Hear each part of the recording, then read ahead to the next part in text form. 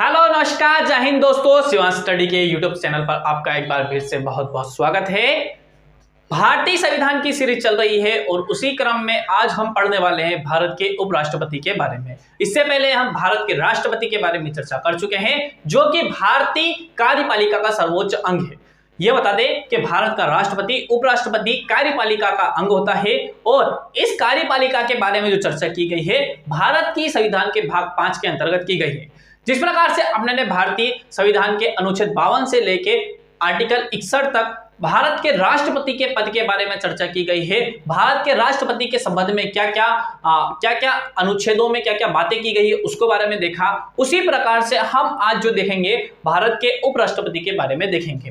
तो भारत के उपराष्ट्रपति का जो पद है वह अमेरिका के उपराष्ट्रपति से क्या है, प्रभावित है। जिस प्रकार से अपने ने देखा था कि भारत का जो राष्ट्रपति होता है वह ब्रिटेन का जो शासक होता है उसी की तरह होता है, उसी प्रकार से अपने ने देखा था। अब देखेंगे अपने कि भारत का जो उपराष्ट्रपति पद है वो किस देश के संविधान से प्रभावित है। आपके एग्जाम में सीधे सीधे क्वेश्चन पूछा जाता है कि भारत का उपराष्ट्रपति का पद प्रभावित किस देश से प्रभावित है या किस देश से उस पद को लिया गया है। तो इस पद को लिया गया है यूएसए के संविधान से, यानी यूनाइटेड स्टेट ऑफ अमेरिका के संविधान से इसको लिया गया है। चलिए उसको स्टार्ट करते हैं, उपराष्ट्रपति पद के बारे में चर्चा करते हैं अपने। चलिए सबसे पहले अपने देख लेते हैं जिस प्रकार से अपने ने क्या किया था, राष्ट्रपति के संबंध में उसके अलग अलग आर्टिकल्स को याद रखने के लिए अपने ने एक ट्रिक को याद किया था जिसका नाम था पकानीरिका पुयोससम। उसी प्रकार से उपराष्ट्रपति से संबंधित कुछ विशेष आर्टिकल है, उन विशेष आर्टिकलों को याद रखने के लिए हम क्या करेंगे कि इस एक ट्रिक का प्रयोग करेंगे और इस ट्रिक के थ्रू उसको याद रखने की कोशिश करेंगे। जैसे मैंने यहाँ पे लिख लिया है कि उस रानी का निस, इस प्रकार की एक ट्रिक है, उस ट्रिक को आपको याद रखना है। ठीक है, उ से क्या हो जाएगा, उ से हो जाएगा उपराष्ट्रपति, स से क्या हो जाएगा के सभापतित्व करेगा राज्यसभा का, उससे रा से क्या हो जाएगा कार्यवाहक राष्ट्रपति के तौर पे कार्य करेगा, निर्वाचक मंडल हो जाएगा, नी से, का से हो जाएगा कार्यकाल, नी से हो जाएगा निर्वाचन की अवधि और स से हो जाएगा शपथ। इस प्रकार आर्टिकल 63 से लेकर आर्टिकल 69 तक या 70 या 71 तक उपराष्ट्रपति के बारे में चर्चा की गई है। हालांकि अपने को आर्टिकल 63 से लेकर आर्टिकल 69 तक ही भारत के उपराष्ट्रपति के संबंध में आर्टिकलों को याद रखने की आवश्यकता है। चलिए तो देखते हैं एक एक आर्टिकल करके। आर्टिकल 63 क्या बोलता है? आर्टिकल 63 जैसा कि मैंने अभी आपको बताया, आर्टिकल 63 बोलता है कि भारत का उपराष्ट्रपति भारत के उपराष्ट्रपति के पद के बारे में चर्चा करता है और यहाँ पर यह भी बोलता है कि ये जो पद लिया गया है यूएसए के संविधान से लिया गया है। यह भारत का दूसरा सर्वोच्च पद है। जब हायरार्की क्रम में जमाया जाएगा कि भारत का सबसे सर्वोच्च पद कौन सा है, तो राष्ट्रपति, उसके बाद में कौन आ जाएगा उपराष्ट्रपति, उसके बाद में आ जाएगा प्रधानमंत्री। तो अगर इस प्रकार से देखते हैं अपने, तो भारत का जो सर्वोच्च दूसरा सर्वोच्च पद है वो भारत का उपराष्ट्रपति है। इसको कहां से लिया गया है, तो इसको लिया गया है अमेरिका के संविधान से लिया गया है। यह बात आपको ध्यान रखना है। ठीक है, भारत का जो उपराष्ट्रपति होता है वह क्या होता है, इसको आगे देखने की कोशिश करते हैं। दूसरी बात देखेंगे कि राज्यसभा का पदेन सभापति होता है। राज्यसभा का पदेन सभापति यानी क्या, देखो जो भारत का राष्ट्रपति होता है वो राज्यसभा का सदस्य नहीं होता है, लेकिन वो राज्यसभा की सभापतित्व करता है, यानी राज्यसभा की सीट को चेयर करता है, यानी उसको वहां की अध्यक्षता करता है। जब उपराष्ट्रपति की सैलरी की बात करेंगे कि उसको जो तनख्वाह मिलती है, वो जो उसको वेतन मिलता है, वो वेतन भी जो मिलता है वो राज्यसभा का सभापतित्व करने के कारण मिलता है, न कि उपसभापति के कारण मिलता है। ठीक है, तो इस संबंध में क्या करता है, राज्यसभा का पदेन सभापति होता है। पदेन सभापति यानी कि उपराष्ट्रपति के पद पर जो भी व्यक्ति बैठेगा वही राज्यसभा का सभापति होगा, दूसरा व्यक्ति नहीं होगा। हालांकि जब उपराष्ट्रपति राष्ट्रपति के तौर पर कार्य करता है उस समय राज्यसभा का उपसभापति इस सभापति को क्या करता है, सभापतित्व की चेयर लीड करता है। ठीक है, हालांकि अगर राज्यसभा का उपसभापति उपलब्ध नहीं हो, उपसभापति भी उपलब्ध नहीं हो, उपराष्ट्रपति भी उपलब्ध नहीं हो, तो राष्ट्रपति के द्वारा मनोनीत कोई भी व्यक्ति इस राज्यसभा की सीट को चेयर कर सकता है या अर्थात उसकी अध्यक्षता कर सकता है, उसका सभापतित्व कर सकता है। लेकिन सामान्य मामलों में क्या होगा, सामान्य मामलों में यह होगा कि राज्यसभा का जो सभापतित्व करेगा वो कौन करेगा, तो वो करेगा आपका उपराष्ट्रपति करता है। सामान्य मामलों में वो पदेन सभापति होता है। फिर क्या करेंगे, कार्यवाहक राष्ट्रपति के बारे में बात करते हैं। तो कार्यवाहक राष्ट्रपति यानी क्या, कार्यवाहक राष्ट्रपति के बारे में क्या बात कही गई है, तो कार्यवाहक राष्ट्रपति यानी अस्थायी तौर पर राष्ट्रपति बना दिया जाएगा। किसको बनाया जाएगा, उपराष्ट्रपति को बनाया जाएगा। अगर कुछ ऐसी विपरीत परिस्थितियां आ गई है कि भारत का राष्ट्रपति अपने कार्यों का निर्वहन करने में सक्षम नहीं है किसी भी कारणवश, चाहे वो बीमार हो रहा है, चाहे उसमें शारीरिक अक्षमता हो गई हो, चाहे उसे महाभियोग प्रक्रिया के द्वारा हटा दिया गया हो, चाहे राष्ट्रपति की मृत्यु हो गई हो या राष्ट्रपति विदेश यात्राओं पर गया हो, इन सभी कारणों से अगर राष्ट्रपति अपने कार्यों का निर्वहन नहीं कर रहा है तो उसके कार्यों के निर्वहन करने के लिए किसी दूसरे व्यक्ति की आवश्यकता होगी। तो यह दूसरा व्यक्ति कौन होगा? भारत का उपराष्ट्रपति होगा। यानी जब राष्ट्रपति अपने कार्यों का निर्वहन कर नहीं पा रहा है किन्हीं भी कारणों की वजह से, तो भारत के उपराष्ट्रपति के द्वारा राष्ट्रपति का कार्य किया जाएगा। इसलिए इसको बोल दिया गया है ये कार्यवाहक राष्ट्रपति के तौर पर कार्य करेगा। हालांकि ये कार्य 6 महीने से ज्यादा तक नहीं कर सकता है। क्यों नहीं कर सकता है? क्योंकि भारत के संविधान में यह बोला है कि जब भी भारत की राष्ट्रपति की मृत्यु हो जाती है या राष्ट्रपति का पद खाली हो जाता है तो भारत के राष्ट्रपति का चुनाव 6 महीने के भीतर करवा दिया जाना चाहिए। इसलिए ये कार्यवाहक राष्ट्रपति के तौर पर 6 महीने तक कार्य करता है। ठीक है। हालांकि अमेरिका के संविधान में कुछ अलग विशेषता है। अमेरिका के संविधान में क्या होता है, जब भी कोई राष्ट्रपति की मृत्यु हो जाती है किसी कारणों से उसको निकाल दिया जाएगा तो जो शेष कार्यकाल बचा है, अमेरिका के राष्ट्रपति का कार्यकाल 4 साल का होता है। मान लो 2 साल बाद किसी राष्ट्रपति की मृत्यु हो जाएगी तो अब उपराष्ट्रपति ही राष्ट्रपति बन जाएगा। अब उपराष्ट्रपति ही राष्ट्रपति बन जाएगा और शेष कार्यकाल के लिए यानी 2 साल के लिए ही बनेगा, उससे ज्यादा समय के लिए नहीं बनेगा। फिर भारत के संबंध में क्या है, तो भारत के संबंध में यह बात की गई है कि कार्यवाहक राष्ट्रपति 6 महीने तक ही बन पाएगा। जब उपराष्ट्रपति राष्ट्रपति के कार्य पर काम करेगा तो वह उपराष्ट्रपति के काम पे तौर पर कार्य नहीं करेगा। इसको इस बात से समझिए, क्या समझाना चाह रहा हूं मैं आपको, इसको थोड़ा सा देखिए। ठीक है, इसको थोड़ा सा यहां से रफ कर देते हैं और आगे देखने की कोशिश करते हैं। जैसे मैं बोलता हूं कि ये प्रेसिडेंट है, प्रेसिडेंट अपने कार्य पर कार्य नहीं कर रहा है तो वाइस प्रेसिडेंट आएगा, वाइस प्रेसिडेंट और फिर आ जाता है उपसभापति, एक होता है उपसभापति। चलो, जब भी सामान्य मामलों में राज्यसभा का सभापतित्व करेगा उपराष्ट्रपति, अगर यह नहीं होगा तो उपसभापति करेगा। अब देखिए, अगर मान लो इस राष्ट्रपति की मृत्यु हो जाती है तो राष्ट्रपति के तौर पे काम कौन करेगा? थोड़े समय के लिए वाइस प्रेसिडेंट करेगा, प्रेसिडेंट के तौर पे वाइस प्रेसिडेंट करेगा। तो उपराष्ट्रपति के तौर पे भी तो किसी न किसी को करवाना पड़ेगा, तो उपराष्ट्रपति के तौर पे उस समय काम करेगा उपसभापति। अब 6 महीने के बाद में जैसे ही प्रेसिडेंट नया इलेक्ट होकर आ जाएगा तो ये कार्यवाहक राष्ट्रपति वापस उपराष्ट्रपति बन जाएगा और ये जो वहां पर उपसभापति था उपराष्ट्रपति की तौर पे, ये उपराष्ट्रपति वापस उपसभापति बन जाएगा। ठीक है, ये आपको थोड़ा अच्छे से समझ में आ गया होगा, आई थिंक, मुझे इतना विश्वास है। चलिए, तो जब उपराष्ट्रपति राष्ट्रपति के तौर पर कार्य करेगा तो वह उपराष्ट्रपति के तौर पर कार्य नहीं करेगा। अब उस समय जितनी भी राष्ट्रपति को सुविधाएं मिलती है वे सारी सुविधाएं राष्ट्रपति को मिलेगी, मतलब कार्यवाहक राष्ट्रपति को मिलेगी। जब भी राष्ट्रपति अपने कार्यों का निर्वहन नहीं करता है और उपराष्ट्रपति कार्यवाहक राष्ट्रपति के तौर पर कार्य करेगा तो जितनी भी सुविधाएं राष्ट्रपति को मिलनी चाहिए वे सारी सुविधाएं कार्यवाहक राष्ट्रपति को मिलेगी, यानी कि उपराष्ट्रपति को मिलेगी। ये बात आपको ध्यान में रखना है। उसके अलावा निर्वाचक मंडल की बात करें तो जिसे आपने देखा था दोस्तों कि राष्ट्रपति का निर्वाचक मंडल देखा था। राष्ट्रपति का निर्वाचन किस प्रकार से होता है, तो राष्ट्रपति का निर्वाचन जो होता है आनुपातिक प्रणाली के माध्यम से, एकल संक्रमणीय आनुपातिक मत प्रणाली के माध्यम से, गुप्त मतदान द्वारा और अप्रत्यक्ष मतदान होता है। जिस प्रकार राष्ट्रपति के चुनाव जो होता है एकल संक्रमणीय हस्तांतरणीय मत प्रणाली के माध्यम से, गुप्त और अप्रत्यक्ष प्रणाली के माध्यम से जो राष्ट्रपति का चुनाव होता है, उसी प्रकार से उपराष्ट्रपति का भी चुनाव होता है। दोनों का अप्रत्यक्ष रूप से होता है, दोनों का गुप्त मतदान होता है, लेकिन दोनों के निर्वाचक मंडल में थोड़ा सा अंतर देखने को मिलता है दोस्तों। चूंकि भारत का राष्ट्रपति पूरे राष्ट्र का प्रतिनिधित्व करता है, ठीक है, इसलिए उसका जो वोट पड़ने चाहिए उसको पूरे राष्ट्र की प्रतिनिधियों की तरफ से पड़ने चाहिए। लेकिन जो भारत का उपराष्ट्रपति होता है वो पूरे राष्ट्र का प्रतिनिधित्व नहीं करके उसका जो मुख्य काम होता है वो राज्यसभा की जो सीट होती है, राज्यसभा जो होती है, उस राज्यसभा की कार्यवाही को संचालित करवाना होता है। जैसे अभी शीतकालीन सत्र चल रहा है तो अभी शीतकालीन सत्र में राष्ट्रपति का मुख्य काम क्या है कि वो राज्यसभा में जाए, राज्यसभा की कार्यवाही को क्या करवाए, संचालित करवाए।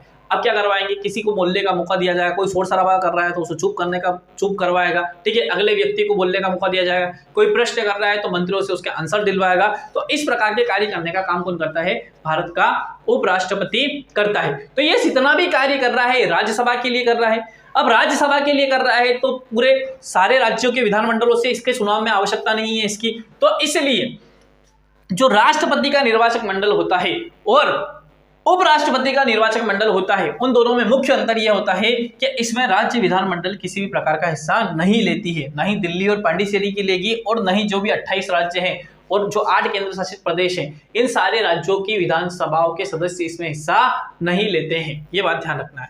इसमें संसद के सभी सदस्य हिस्सा लेंगे। सभी सदस्य यानी सर आपने निर्वाचित भी बताया था और नामित भी बताया था, दोनों लेंगे क्या? हाँ, दोनों लेंगे। इलेक्टेड मेंबर भी इसमें हिस्सा लेंगे और जो नॉमिनेटेड होकर आए हैं राष्ट्रपति जी के द्वारा वो भी हिस्सा लेंगे। क्यों लेंगे सर? राष्ट्रपति के चुनाव में तो नहीं ले रहे थे।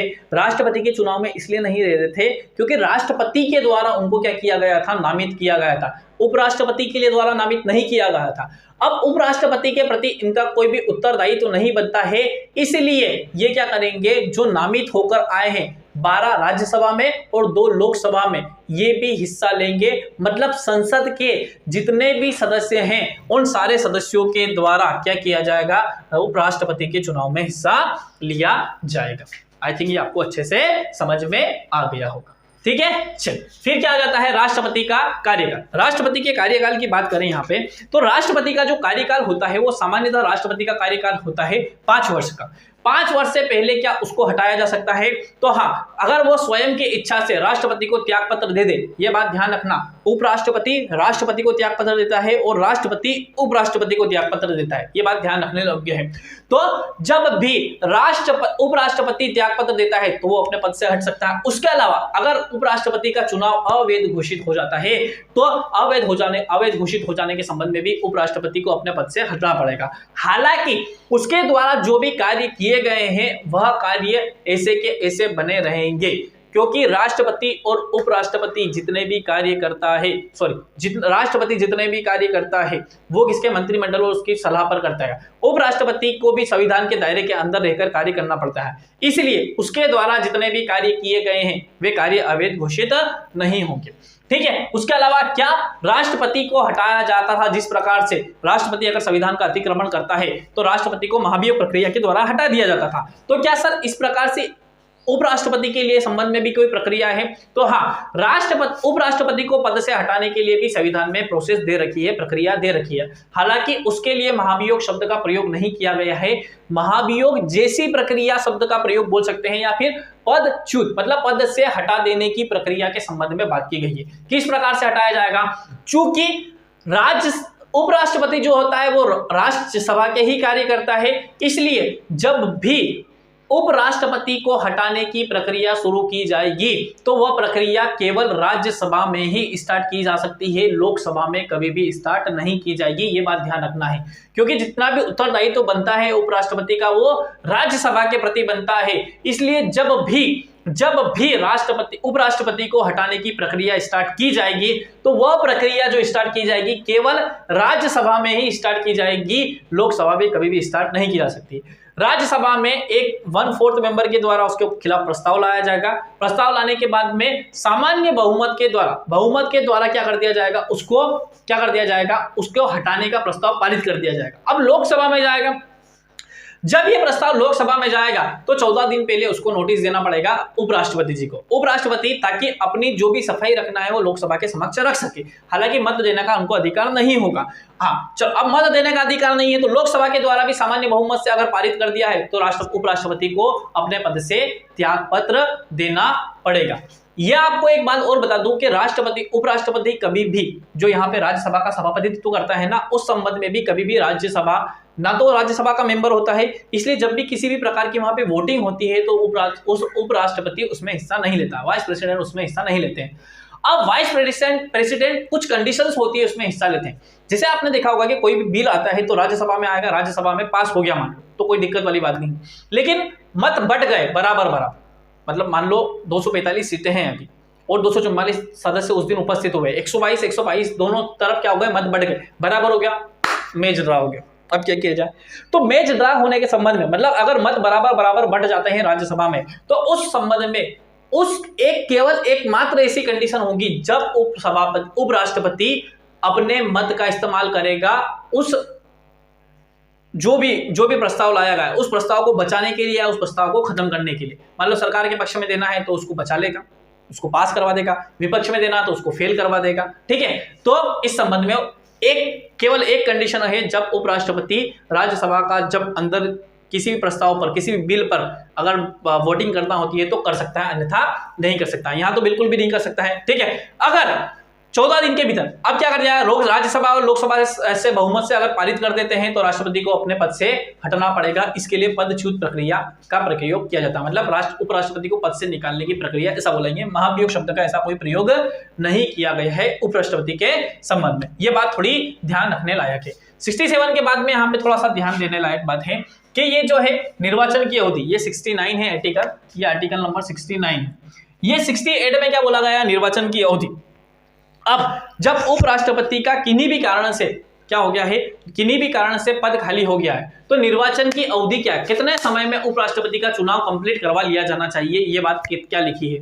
तो भारत के संविधान में ऐसा कोई भी नहीं बोला गया है कि कितने समय में अवधि में कितनी समय की अवधि में उपराष्ट्रपति का चुनाव करवा लिया जाना चाहिए। जिसे राष्ट्रपति के संबंध में लिखा हुआ है कि 6 माह के भीतर राष्ट्रपति के पद का निर्वाचन हो जाना चाहिए किसी भी स्थिति में, ठीक है। लेकिन उपराष्ट्रपति के संबंध में यह बोला है कि यथाशीघ्र, जितना जल्दी से जल्दी हो सके उपराष्ट्रपति का चुनाव करवा लिया जाना चाहिए। अब यथाशीघ्र की डेफिनेशन तो कोई नहीं जानता, 2 दिन में करवा लो, 5 दिन में करवा लो, 10 दिन में करा लो, 1 महीने में, 2 महीने में, 1 साल में, 5 साल में, जब करवाना हो तब करवाओ, है ना। तो ये हालांकि संवैधानिक पद होते हैं तो इनको इतना ज्यादा समय तक खाली नहीं रखा जाता है, यथाशीघ्र यानी जल्दी से जल्दी करवा लिया जाएगा, ठीक है। तो आपको क्या बोलता है, ये जो निर्वाचन की अवधि है, ये नी से निर्वाचन की अवधि आर्टिकल 68। आर्टिकल 69 क्या बोलता है, आर्टिकल 69 बोलता है कि उपराष्ट्रपति को शपथ कौन दिलाएगा। तो उपराष्ट्रपति जब अपने पद की शपथ लेगा तो उसको शपथ कौन दिलाएगा, भारत के राष्ट्रपति जी के द्वारा उनको शपथ दिलवाई जाएगी,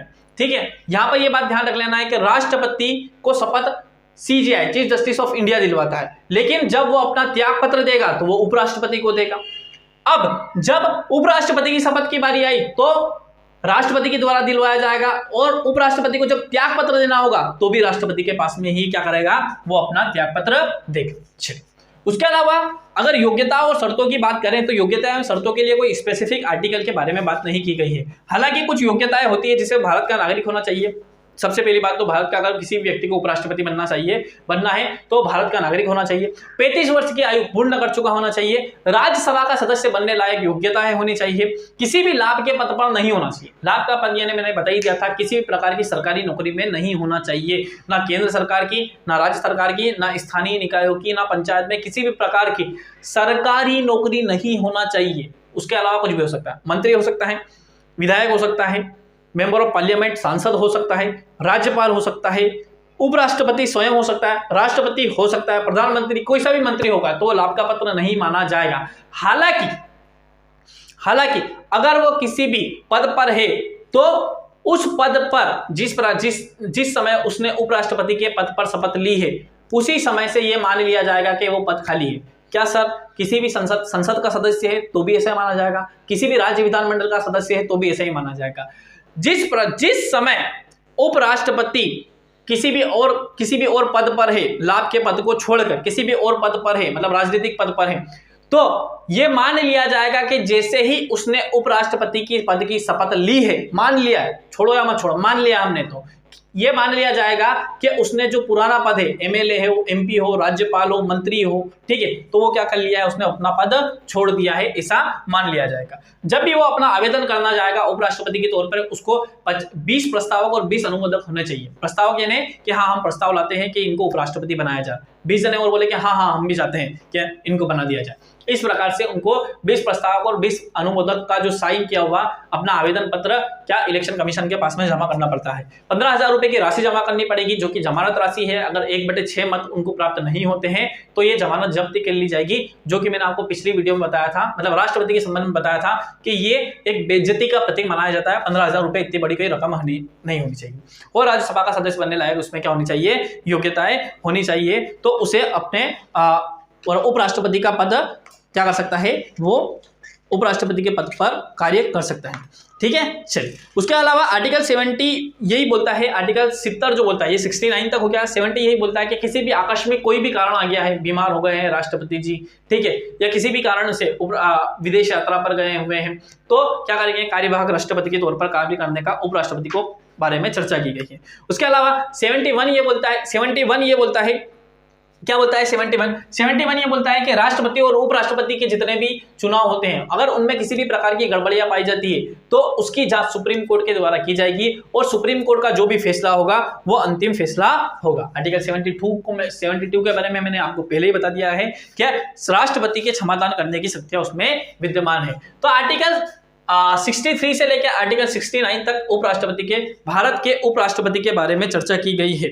ठीक है, आई होप ये आपको अच्छे से समझ में आ गया होगा पूरा जो अपने ने समझने की कोशिश करी। आर्टिकल 63 जो बोलता है उपराष्ट्रपति का पद, स से सभापति का प्रतिनिधित्व, कार्यवाहक राष्ट्रपति, नि से निर्वाचन, कार्य का निर्वाचन की अवधि और शपथ, ये सारा आपको अच्छे से समझ में आ गया होगा। ठीक है, अगर आपको हमारी मेहनत अच्छी लगती है तो हमारे चैनल को लाइक कीजिए, शेयर कीजिए, सब्सक्राइब कीजिए और हमारे साथ बने रहिए। लाइक और शेयर करने से और सब्सक्राइब करने से हमको ज़्यादा से ज़्यादा मोटिवेशन मिलता है और ताकि हम आपके लिए ज़्यादा से ज़्यादा अच्छी से अच्छी वीडियो बना सकें। ठीक है, आज के लिए इतना ही, बहुत बहुत धन्यवाद। भारत माता की जय, जय हिंद।